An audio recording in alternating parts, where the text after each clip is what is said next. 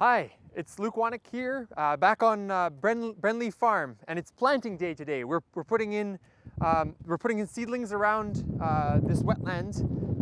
We're right in the process of it. It's a beautiful day here at the beginning of June, and this is the third video of three on how we go about this process of implementing a tree planting project. And this last video, I'm going to be talking about the actual implementation of it when we get our hands dirty and actually get trees and shrubs into the ground.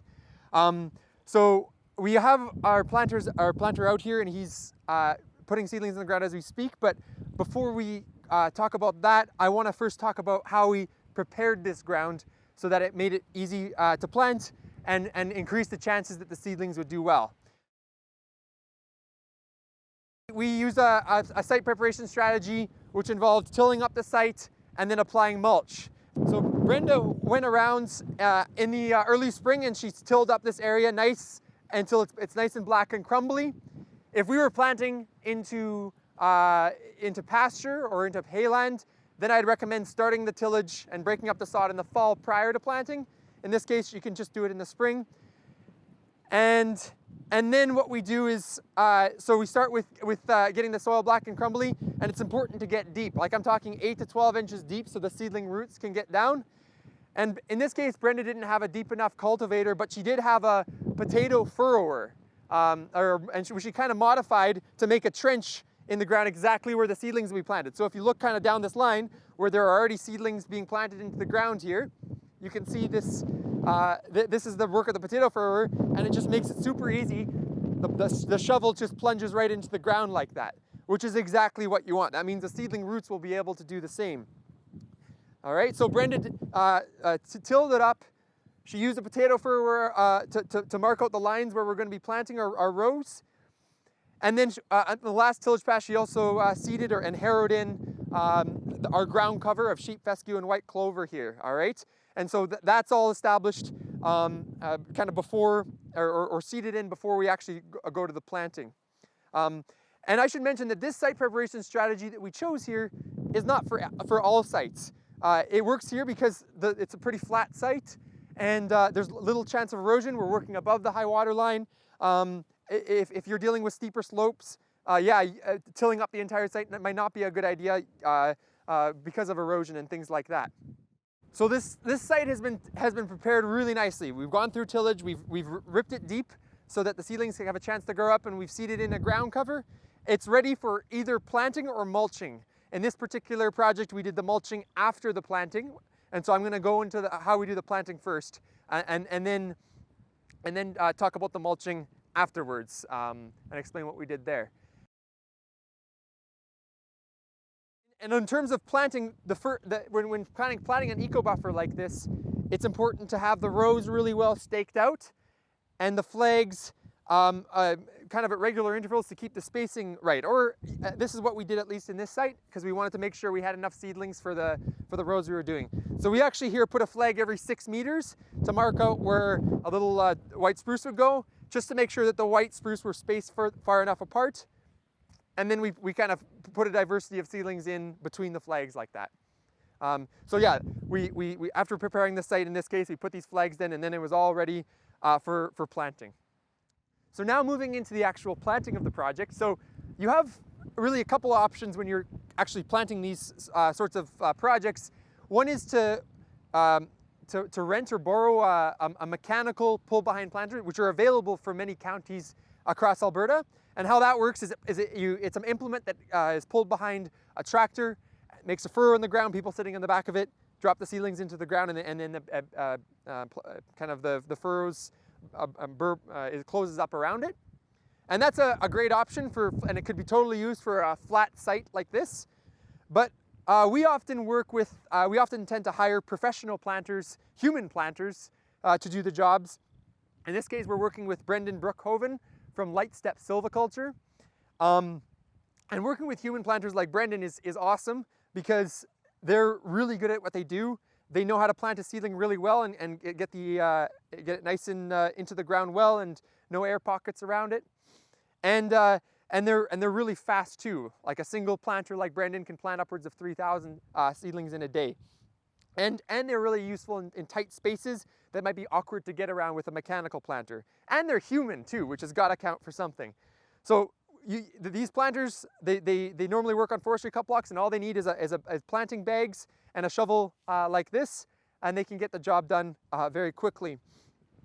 So you can also hire a professional planter if you've got a big project, but the technique that Brandon uses to plant so fast and so well, you can also learn that as well. And perhaps what we could do now is catch up to Brandon where he is around the wetland here, and see what kind of technique he's using. This is how you plant a tree. It's just a number of steps.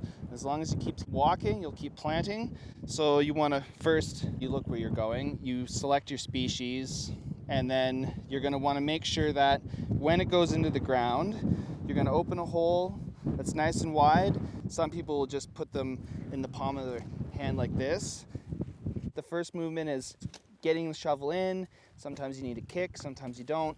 You got to pop the hole, which is going to, create a nice area of loose dirt. As I open my hole and I'm getting the dirt out of the way, I'm actually using the back of the shovel as a guide to keep my seedling going into the hole and staying completely straight while I'm putting it in. And you're just making sure that it's tight and it's a little bit deeper than it is shallow. All right, so we've just finished planting this morning, actually, 2,000 seedlings across the farm. We planted a few different wetland buffers, as well as some higher upland plantings around. And now it's time for mulching. And the planting looks great now. You just see bare soil more or less with the seedlings in the ground. But as I mentioned in the earlier videos, the weeds will grow quickly. And so we got to do something to make sure that we're suppressing them in the microsite around where the seedlings are, so they don't get competition either above ground or below ground. And for that we use mulch. So in this particular project we've used two different kinds of mulch. We used hemp mats and biodegradable plastic mulch. So starting with hemp mats, we used hemp mats on any of the sites across our areas where we've had where it's more difficult to access. So here is actually, we're going to eventually most of this mulch with biodegradable plastic. But for places where we're not planting in a row or it's more challenging topography, that's where hemp mats can really come in handy. And these hemp mats, as you can see here, they're made of woven hemp material made right here in Alberta by Hemp Biofutures. And they've got a nice little cut down the side of them, so you can fit them nice and easy around the seedlings like this. And you can pull up the branches of the seedlings around it. And we also get these little wooden stakes here, and we like to pin them down with this, especially at windier sites. You don't have to. You can also use rocks, or once a nice rain hits these mats, they really conform to the ground nicely. So that's pretty useful.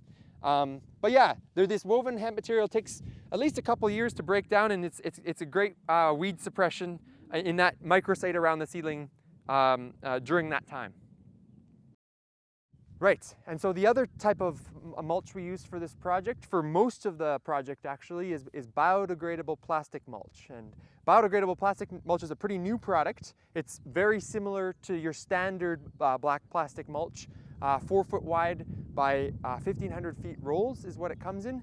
And it's great for flat areas like this with well-prepared ground.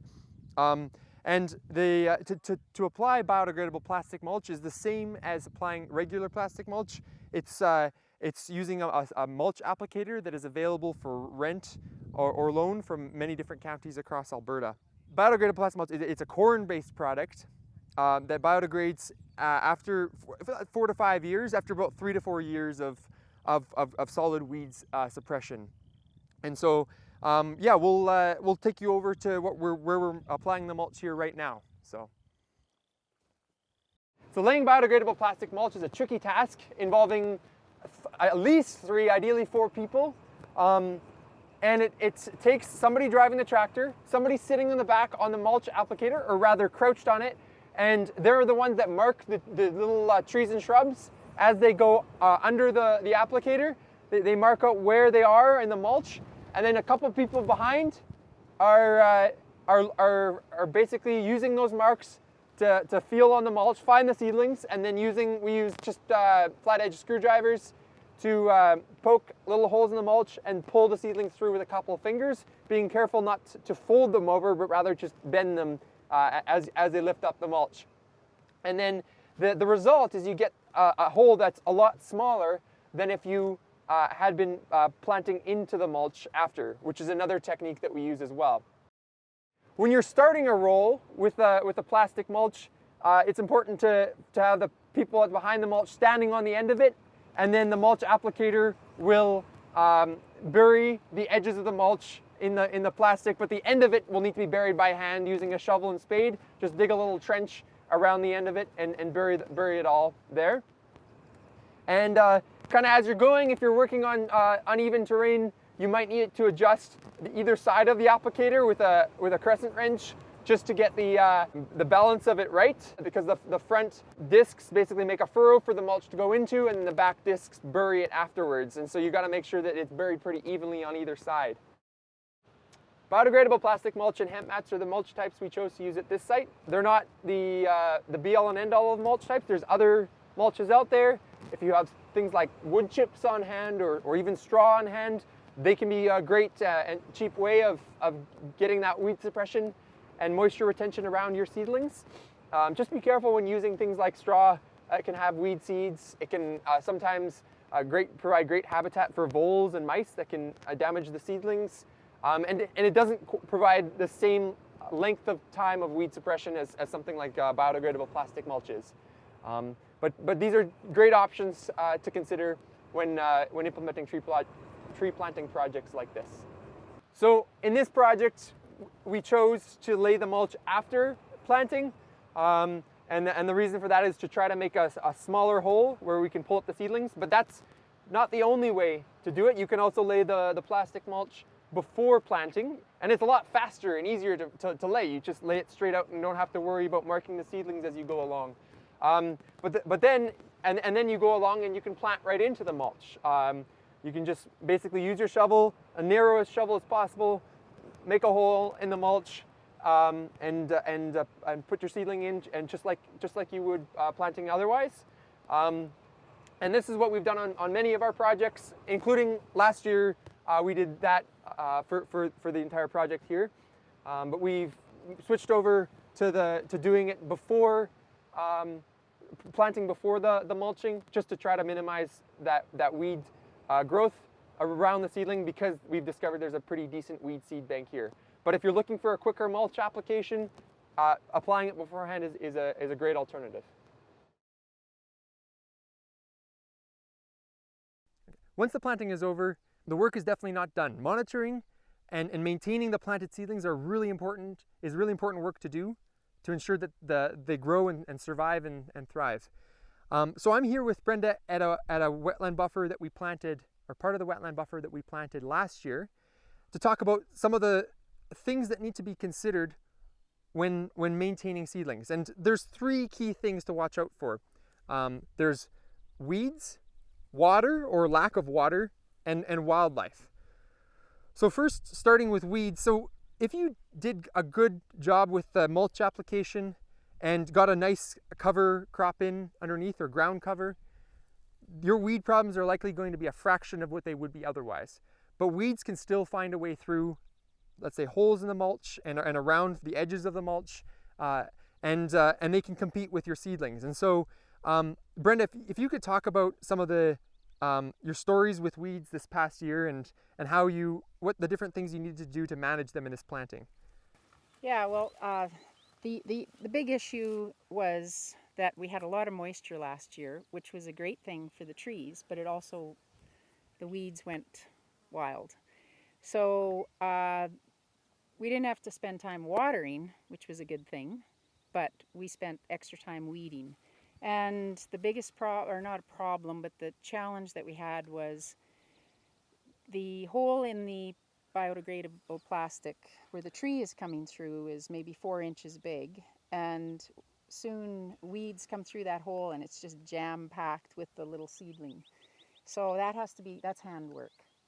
And in the worst case scenarios, it could take up to a minute per tree to carefully remove all those weeds without destroying the tree. And as you can see, the hours add up after a while. So that was a big challenge, just time-wise. And it's kind of skilled labor, because if you hired a weeder, they'd probably, take the weeds and not worry about the tree too much. Right. So we felt we had to do that ourselves. Right. And then you guys also kept the rows in between mowed down? Absolutely. I have a rotary mower between the tractor, and we designed it so the two rows are far enough apart that I can run the rotary mower. So that the cover crop is taken over in between, so that's covered that off pretty nicely. Yeah, for Worked sure. well.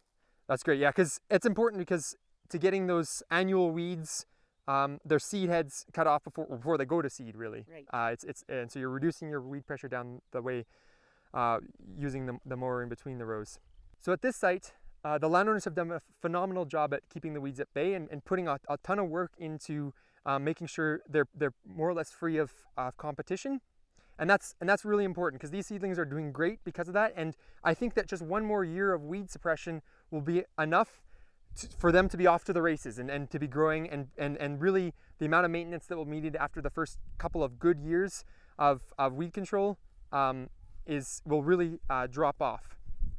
The next threat to watch out for is water, and particularly a lack of water or drought conditions. So as Brenda mentioned, last year was pretty wet, which was great for weeds, but it was also great for seedlings. And it turned out that the landowners didn't have to go and water around the seedlings really at all throughout the summer.